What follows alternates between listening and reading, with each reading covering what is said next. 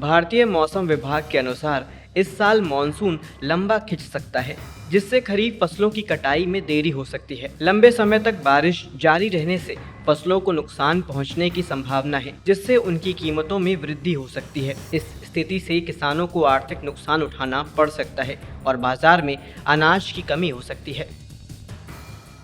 सितंबर के तीसरे सप्ताह में कम दबाव का क्षेत्र विकसित होने की संभावना है, जिससे मानसून की बारिश लंबी खिंच सकती है। इससे धान की फसल पर गंभीर असर पड़ सकता है, क्योंकि लंबे समय तक पानी खेतों में ठहरने से फसलों की पैदावार प्रभावित हो सकती है। इसके अलावा खेतों में पानी भरने से फसलों की कटाई में भी कठिनाइयों का सामना करना पड़ सकता है।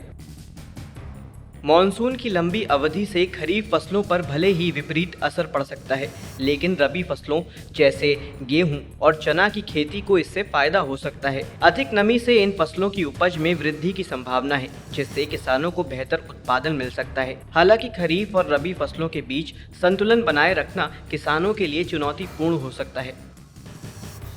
इस साल 1 जून से अब तक देश में औसत से 7% अधिक बारिश हुई है। कुछ राज्यों में औसत से 66% अधिक बारिश दर्ज की गई है, जिससे बाढ़ का खतरा बढ़ गया है। मॉनसून की वापसी में देरी के कारण फसल चक्र प्रभावित हो सकता है, जिससे किसानों को अपने कृषि कार्यों में समायोजन करना पड़ सकता है। अब खाद और बीज की दुकान खोलने के लिए लाइसेंस पाना पहले जैसा मुश्किल नहीं है। उत्तर प्रदेश सरकार ने आवेदन प्रक्रिया को सरल कर दिया है, लेकिन इसके लिए 10वीं पास होना जरूरी है। कृषि और किसान कल्याण विभाग ने यह शर्त रखी है, जिससे योग्य उम्मीदवार ही लाइसेंस के लिए आवेदन कर सके। खाद और बीज की दुकान का लाइसेंस हासिल करने के लिए अब आपको डीबीटी पोर्टल पर ऑनलाइन आवेदन करना होगा।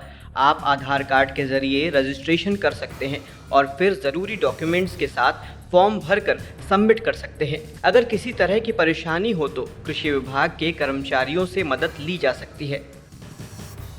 ऑनलाइन आवेदन के बाद आपको 1 हफ्ते के अंदर हार्ड कॉपी संबंधित ऑफिस में जमा करनी होगी। 1 महीने के अंदर लाइसेंस मिल जाएगा। उर्वरक की खुदरा बिक्री के लिए लाइसेंस फीस 1,250 रुपये और थोक बिक्री के लिए 2,250 रुपये तय की गई है। लाइसेंस का नवीनीकरण कराने के लिए 500 रुपये का शुल्क देना होगा। राजस्थान सरकार ने पशुपालक किसानों के लिए गोपाल क्रेडिट कार्ड योजना शुरू की है। इस योजना के तहत किसानों को 1 लाख रुपए का लोन बिना किसी ब्याज के मिलेगा। हाल ही में इस योजना के लिए एक पोर्टल भी लॉन्च किया गया है, जहां किसान ऑनलाइन आवेदन कर सकते हैं।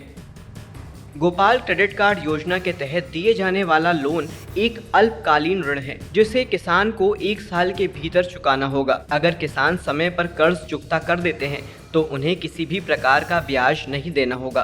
पहले चरण में 5 लाख पशुपालक किसानों को इस योजना का लाभ मिलेगा।